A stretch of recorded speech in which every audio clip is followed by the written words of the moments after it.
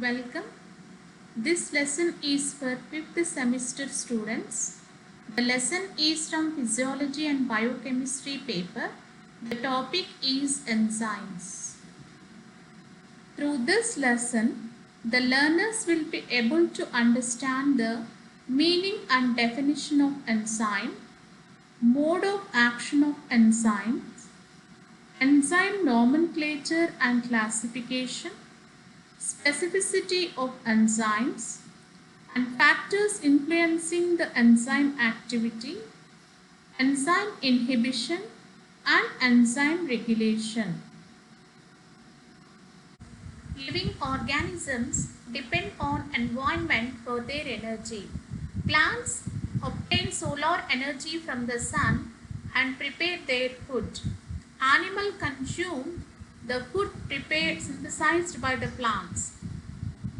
Human beings take regularly use sucrose in their diet in the form of sweets or in the drinks like tea, coffee or milk. So this cane sugar sucrose will be oxidized to carbon dioxide and water. If we place the same sugar on the table, it remains the same for years. It will not release energy. But in human, the sucrose is oxidized and energy is liberated.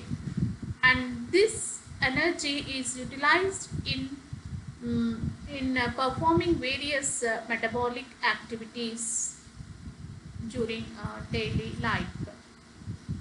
So the difference is catalysis. In human, due to catalysis, the reaction occurs. The reaction is activated. Reaction rate is increased, and the sucrose soon becomes metabolized to carbon dioxide and water, releasing energy. So this is because of catalysis. So the reactions that occur in the living organism are mainly, they depend on the catalyst. So those catalysts are nothing but enzymes. Enzymes are biocatalysts which accelerate the chemical reactions in the cell. So during this reactions, the enzymes remain unchanged at the end of the reaction. So we can define like this: enzymes are biocatalysts. Living organisms depend on environment for their energy. Plants utilize solar energy and prepare their own food materials. Animals consume the food prepared by the plants and get energy. Human beings in their daily life, they use sugar in different dishes like sweets and drinks like tea, milk, coffee. So this common sugar consists of cane sugar, sucrose, disaccharide sucrose. So this disaccharide is converted to carbon dioxide and water. But if we place the same sugar on the table, it remains the same for years. So the difference is the reaction is catalyzed. The reaction is catalyzed, and the sucrose is broken down to carbon dioxide and water, releasing energy, and that energy is utilized in various activities by the human body. So how the reaction occurs is because of catalyst. The speed of the reaction is due to catalyst. So enzymes are biocatalysts which accelerate the chemical reactions in the cell but remain unchanged at the end of reaction. So in the example that we have seen, enzymes play a major role in taking in the oxidation of sucrose. So enzymes, they are called as biocatalysts. They accelerate the chemical reaction in the cell, but the enzymes remain unchanged at the end of the reaction. So many enzymes are chemically proteins. There are some enzymes which are RNA molecules, and they are called as ribozymes. The name enzyme was coined by Kuhne in 1877. Most of the reactions in the biological systems do not occur at observable rates in the absence of enzymes. The enzymes will enhance the rate of the reactions as much as million times or more. Even each and every simple reaction occurs only in the presence of the biocatalyst, that is enzyme. The hydration of carbon dioxide occurs in the presence of an enzyme called carbonic anhydrase. So carbon dioxide is released from the tissues and it is carried through blood to the alveolar air. In the absence of the carbonic anhydrase, this would not occur. So the catalyzed reaction, when we compare with the uncatalyzed reaction, it would be 10 to the power of 7 times more. In addition to protein part, an enzyme requires a small molecule for its catalytic activity. Such molecules are called as cofactors. So the enzymes which have the cofactor, they are called as complete enzymes, and the enzymes without cofactor is called apoenzyme. An apoenzyme together with cofactor is called holoenzyme. An apoenzyme is inactive enzyme. Upon binding with the cofactor, it becomes active and forms the holoenzyme. Holoenzyme is complete and active. Apoenzyme is inactive and incomplete. It would be complete only on the addition of the cofactor forming holoenzyme. Cofactor is a non-protein molecule. Cofactor may be either inorganic or organic molecule. So here we can see some of the inorganic molecules which act as cofactors. The simple reaction what we have seen earlier, that is the carbonic anhydrase enzyme, the reaction occurs in the presence of zinc ions. So here we can see Cu plus 2 is cofactor for cytochrome oxidase enzyme, Fe plus 2 or Fe plus 3 ions, cytochrome oxidase, catalase and peroxidase, K plus ions, potassium ions, pyruvate kinase, magnesium hexokinase, manganese ions, arginase, molybdenum dinitrogenase, and selenium glutathione peroxidase, zinc carbonic anhydrase. Cofactors, which are small organic molecules, are called coenzymes. These coenzymes are mostly derivatives of vitamins soluble in water.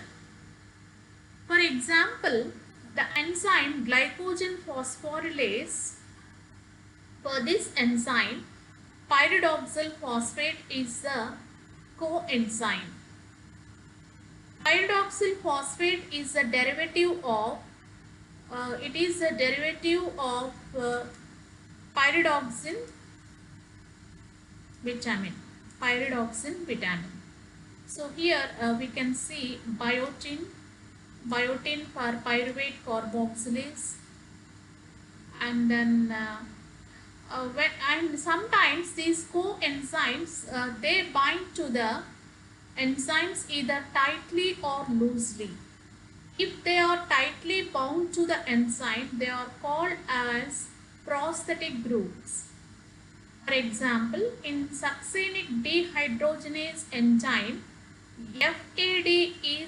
acts as a flavin adenine dinucleotide, acts as a prosthetic group. Coenzymes may be either tightly or bound or loosely bound to the enzymes. For example, the succinic dehydrogenase enzyme, which is part of Krebs cycle, consists of FAD. FAD is tightly bound to this enzyme, and this FAD is a derivative of riboflavin. So this acts as a prosthetic group. So here we can see some of the coenzymes for different enzymes. For the enzyme pyruvate carboxylase, biotin is a coenzyme. Acetyl-CoA carboxylase coenzyme A, and methyl-malonyl mutase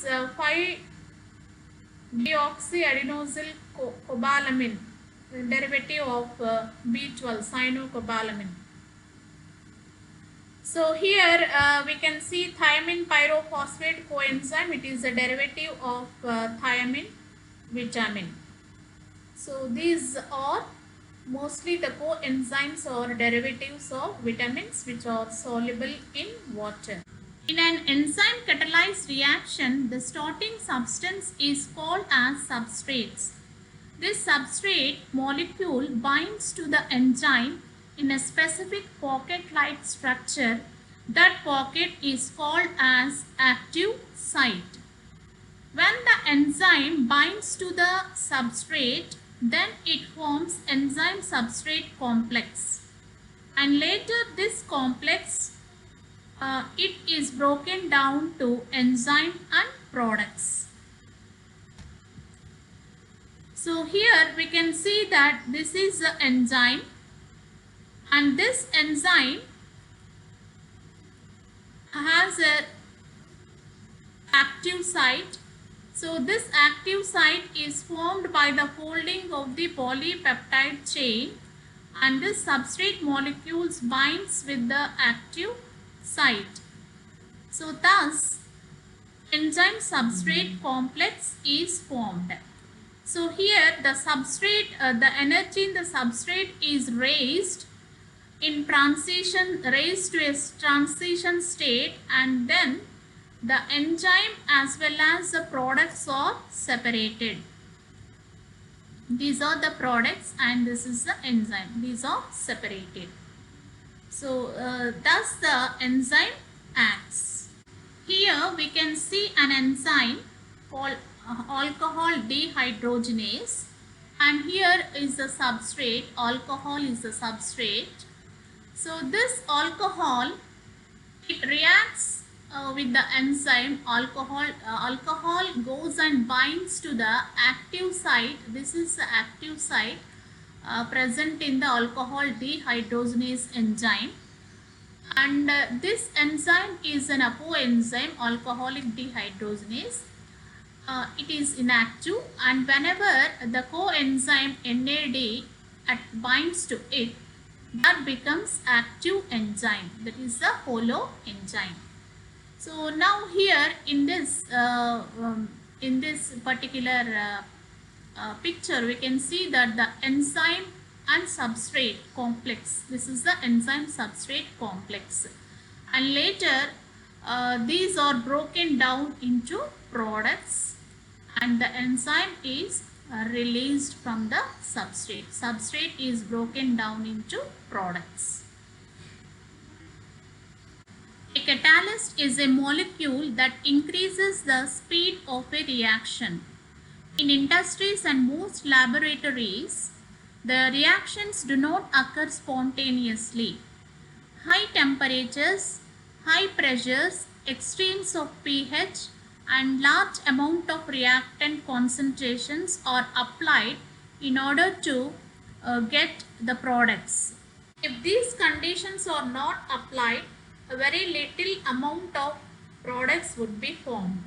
In contrast to this, in living cells, the products are formed, the reaction occurs at the same moment at normal temperature, lower concentration of the reactants, and at a mild or nearly aqueous condition, neutral aqueous condition.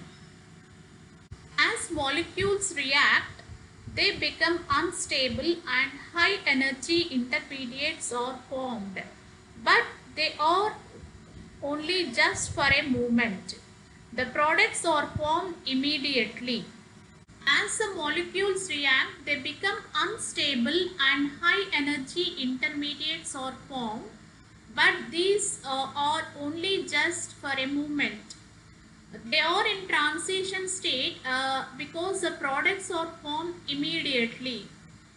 The products have a lesser energy than the reactants, and the reactants ought to be pushed to reach the transition state. So the minimum amount of energy needed to raise the substrate to transition state is called activation energy.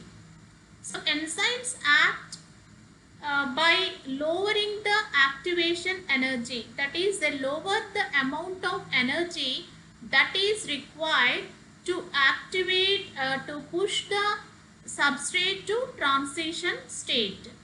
So the enzyme will bring the substrate molecules closure, and thereby it reduces the amount of energy to bring the reactants to transition state. This image shows the activation energy in the presence of enzyme and in the absence of enzyme. Here we can see that how the enzyme strains the reactant molecules and brings them closer together, and thereby reduces the activation energy. So in the absence of activation energy, in the absence of enzyme, the activation energy needed is more, and in the presence of enzyme, the energy needed to activate is less. Now let us see about enzyme nomenclature and classification. Traditionally, enzymes were named by adding suffix to the substrate upon which it acted. For example, urease is the name of the enzyme which acts on the urea. Other enzymes were named based on little resemblance to their activity. Peroxidase decomposing enzyme was named as catalase, and proteolytic enzymes were named as proteases, and trypsin, pepsin. So there is a big confusion because of this trivial designations. Hence, an international commission on enzymes was established in the year 1956, and this commission has created a nomenclature to create a nomenclature for the enzymes. To create a systemic basis for enzyme nomenclature. Presently, the old names or common names are still in use. Enzymes have been classified based on their activity into 6 major classes. They are oxidoreductases. They catalyze oxidation reduction reactions, often with the help of coenzymes. Example, alcohol dehydrogenase. Then transferases, they catalyze the transfer of functional groups. Example, glucokinase. And hydrolases, they catalyze hydrolysis, carboxypeptidase A. Lyases add or remove functional groups to carbon-carbon double bonds. Pyruvate decarboxylase. Then fifth is isomerases. They catalyze isomerizations, that is change from one isomer to another. Example, triose phosphate isomerase. And ligases Condensation of two substrates with splitting of ATP. Example is pyruvate carboxylase. Enzyme Commission has assigned a number to each enzyme, and that number is called as Enzyme Commission number. Say for example, let us see the lactate dehydrogenase enzyme. So its trivial name is lactate dehydrogenase. Its systematic nature and subclasses are like this. It belongs to first class, major class 1, that is oxidoreductases, performs oxidation reduction reactions.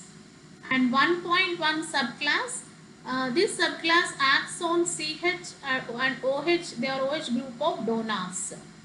And subclass 1.1.1 with NAD plus or NADP plus as acceptor.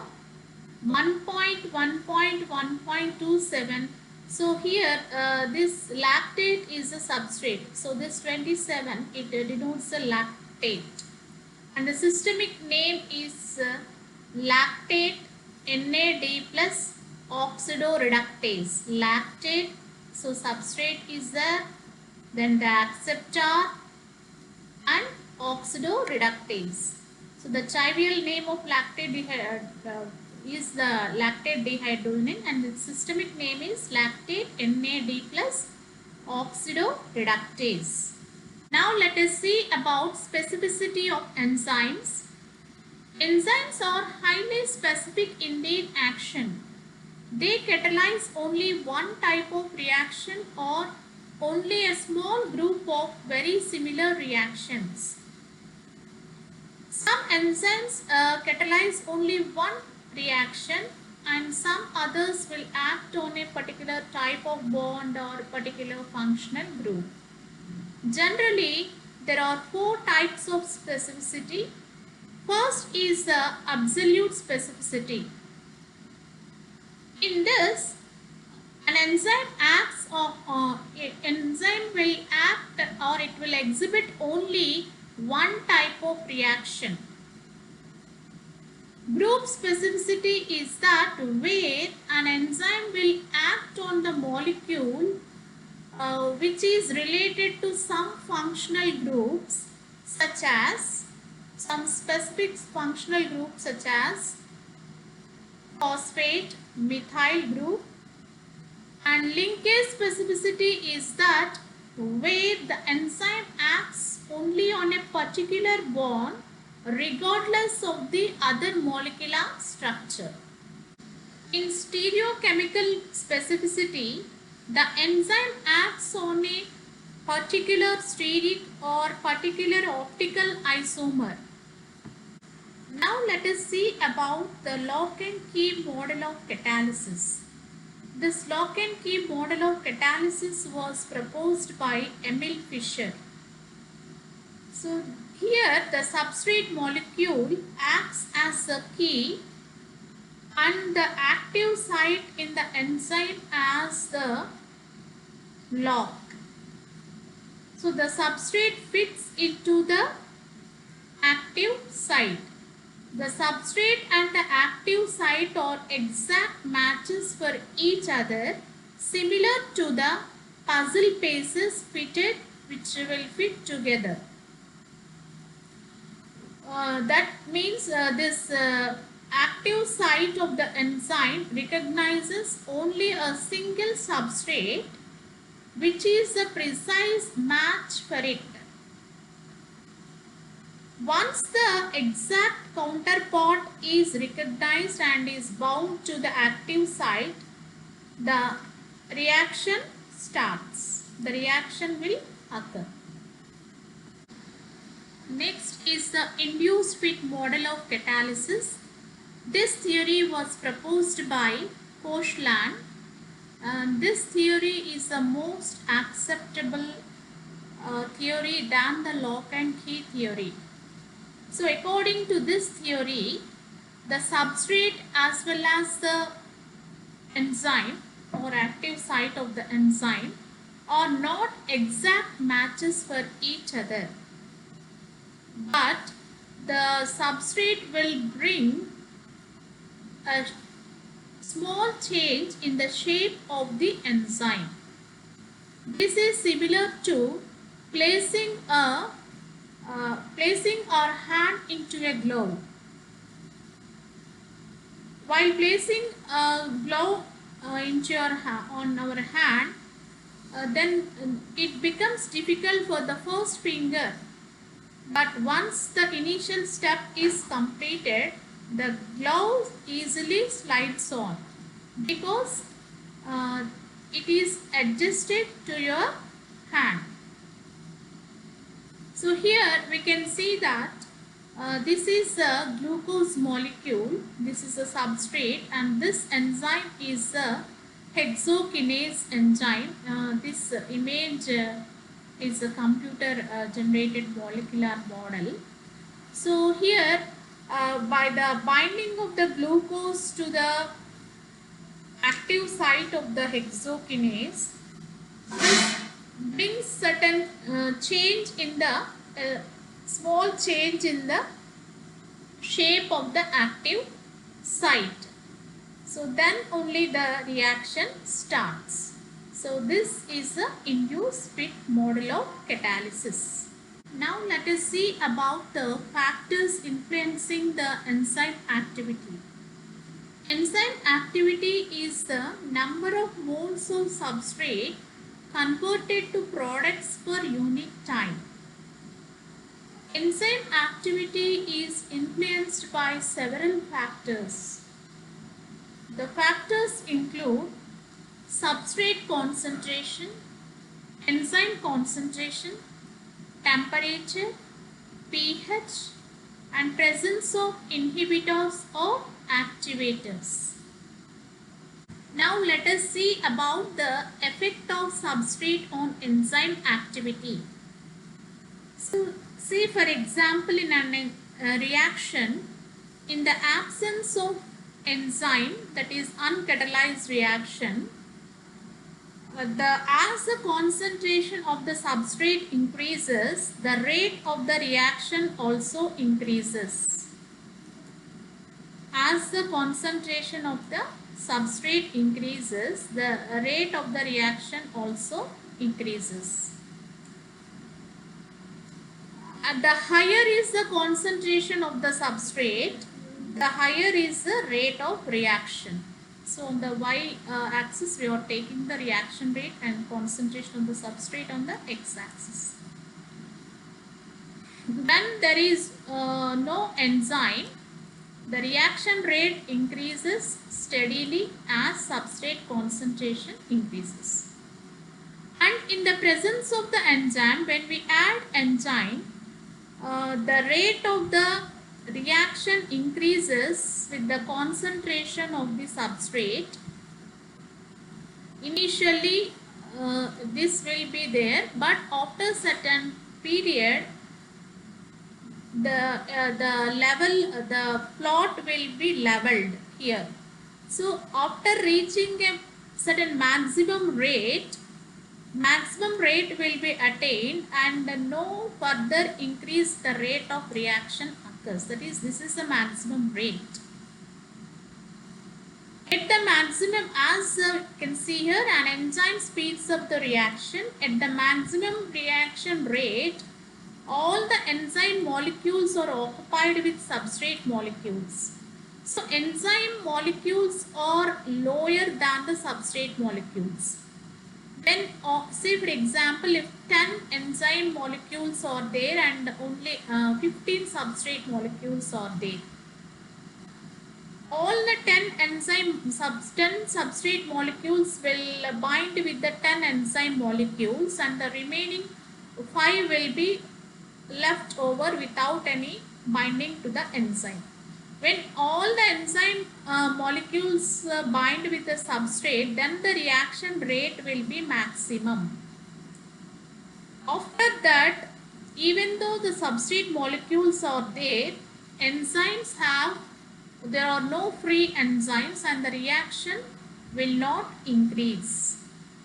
So this is how the substrate influences the enzyme activity. And next is the effect of enzyme concentration on enzyme activity. In an enzyme catalyzed reaction, the rate of reaction is directly proportional to the enzyme concentration. As the enzyme concentration increases, the rate of reaction also increases. This is true for any catalyst. As the concentration of the enzyme increases, the rate of the reaction also increases. As the enzyme concentration increases, the rate of the reaction is also increased. Now let us see the effect of pH on enzyme activity. The enzyme activity is highly affected due to pH levels. The pH where the enzyme is most active is the optimum pH. The extreme pH and also that is high pH and lower pH will alter the enzyme activity. As far as the enzyme activity is concerned, for each enzyme there will be a range of pH optimal stability. As most of the enzymes or proteins, they are sensitive to changes in the hydrogen ion concentration. The extreme levels of pH, that is both lower pH and higher pH, they cause the change in the active site of the enzyme. A very small change, a little change in the pH, it causes the ionization of the side chains in the active site, both the COO, that is the acidic, as well as the basic groups in the peptide chain, and it also occurs in the substrate. So the active site should have certain charge so that the substrate will bind to the active site. Neutralization of one of these charges affects the enzyme activity.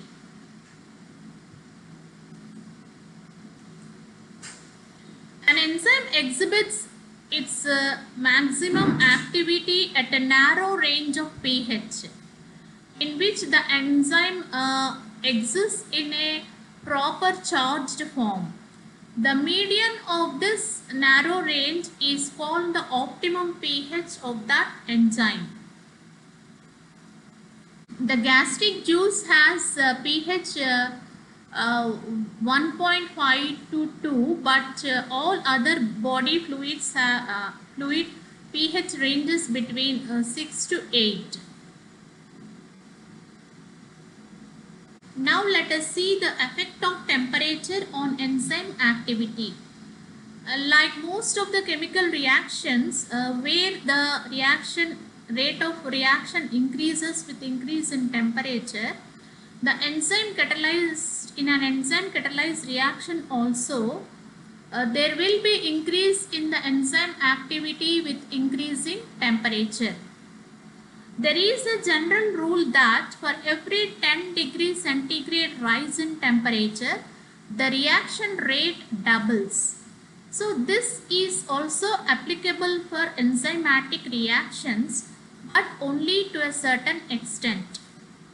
When the temperature increases more and more, the denaturation of the proteins occur and the the active site of the enzyme is disrupted. The temperature between 45 to 55, in between these temperatures, the proteins are denaturated and the enzymes cannot bind to the substrate. So with the increase in temperature, the enzyme activity will increase, and at one point here we can see that at 40 degrees centigrade the rate of the reaction is maximum. So this temperature is called as the optimum temperature.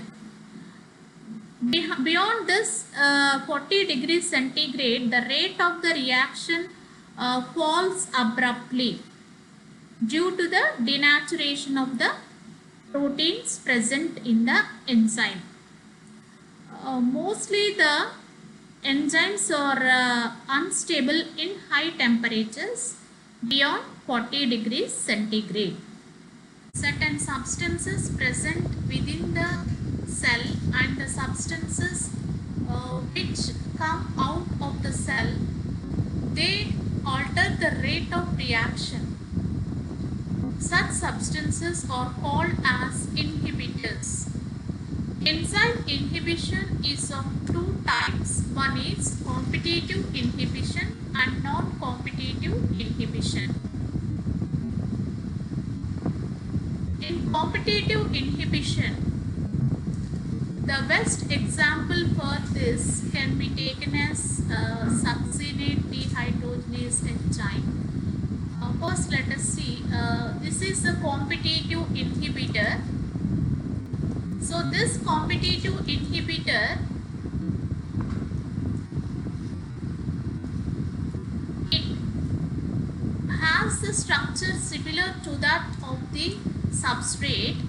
Such molecules compete with the substrate and occupy the active site of the enzyme. So here this is a substrate. Inhibitor and substrate compete, only one can bind to the active site. With the binding of the competitive inhibitor, the enzyme function is disabled as long as the inhibitor remains bound to the active enzyme. Thus the rate of the reaction is lowered.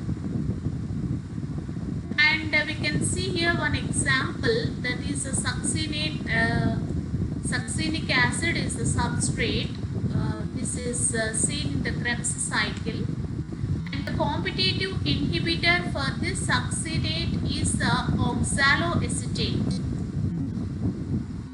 So this enzyme is, this reaction is catalyzed by an enzyme called succinate dehydrogenase enzyme. Succinate is converted to fumarate in the presence of succinate dehydrogenase.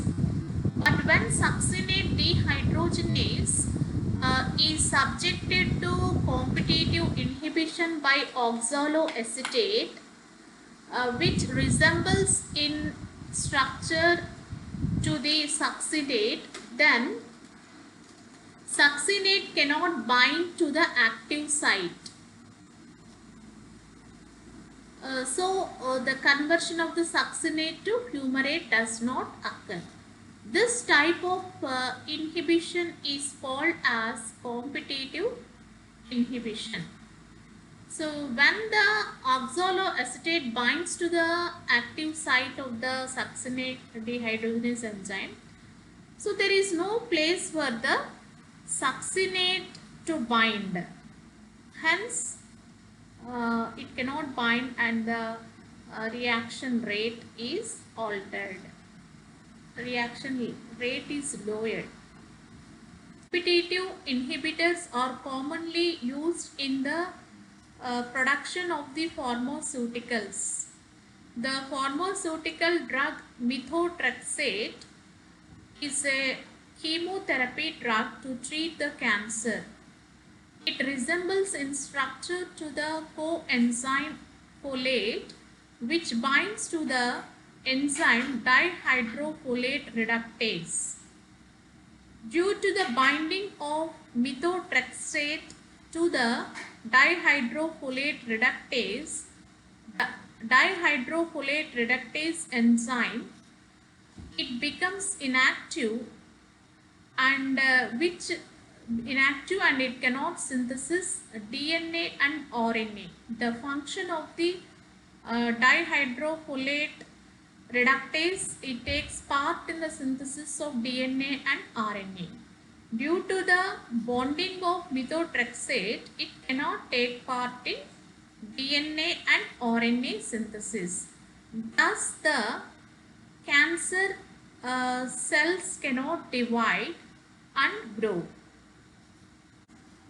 Now let us see about non-competitive inhibition. Non-competitive inhibitor is that molecule, it binds to the active site. It does not bind to the active site of the enzyme, but it binds away from the active site of the enzyme, and thereby it changes the shape of the enzyme so that the substrate cannot bind to the enzyme for a longer time. So the non-competitive inhibitors, they decrease the rate of reaction. So here we can see an example. Threonine is a substrate.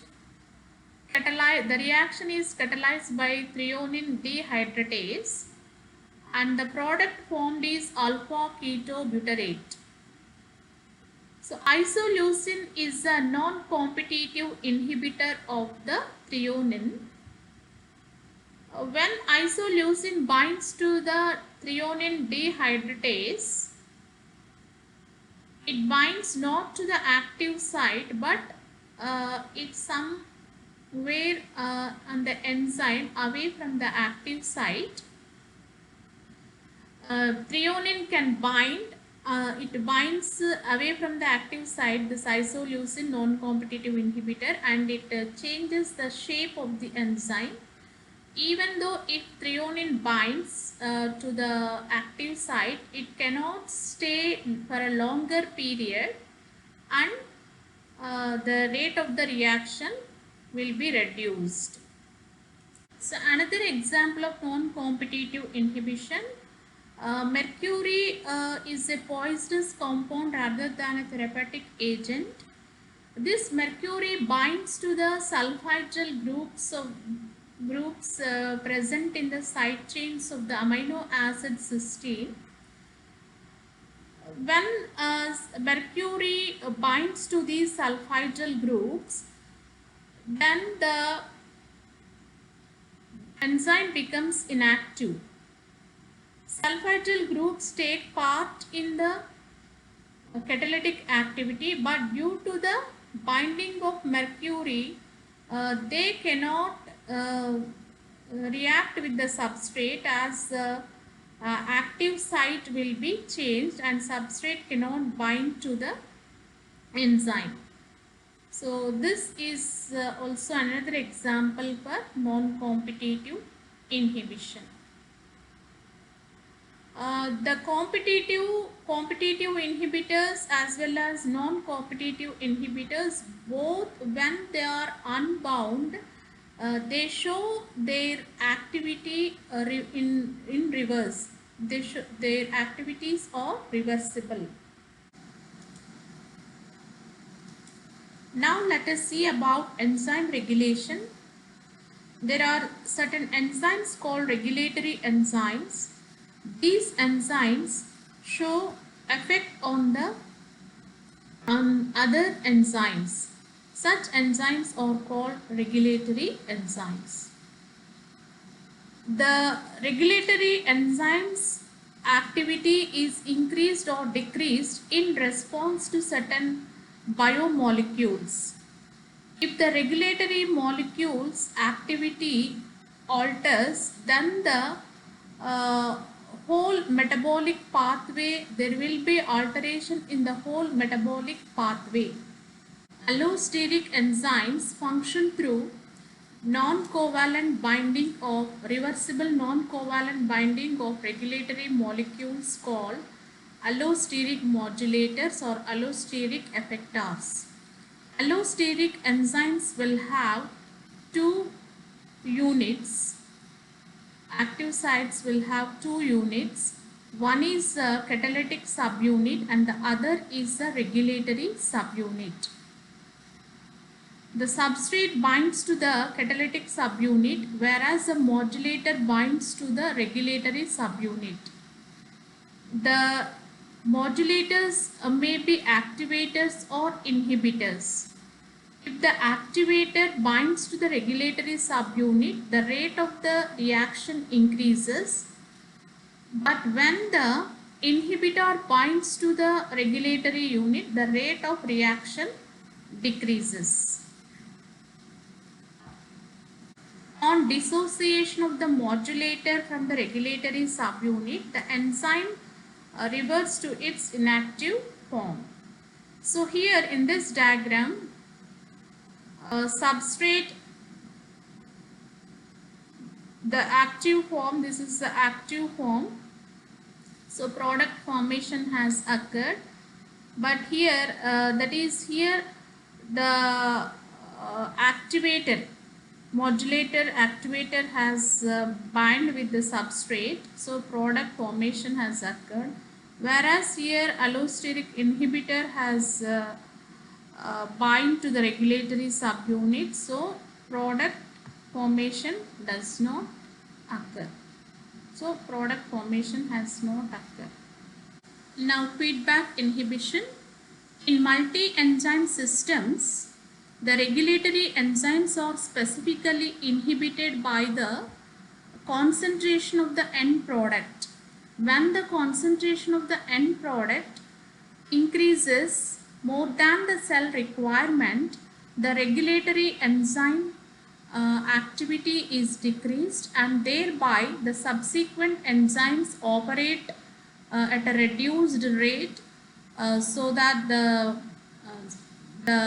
substrates are depleted and the end product will, the rate of reaction decreases and the end product will come to the balance, to the amount what the cell needs. So this is called as feedback inhibition. The best example for the feedback inhibition is the synthesis of isoleucine from L-threonine. So this reaction is mediated by 5 enzymes. The first enzyme, isoleucine, when it is present in adequate quantities, it inhibits the first enzyme, that is the threonine dehydratase, and thereby reduces the formation of the isoleucine. L-isoleucine, the end product will only participate in the inhibition but not the other 4 enzymes.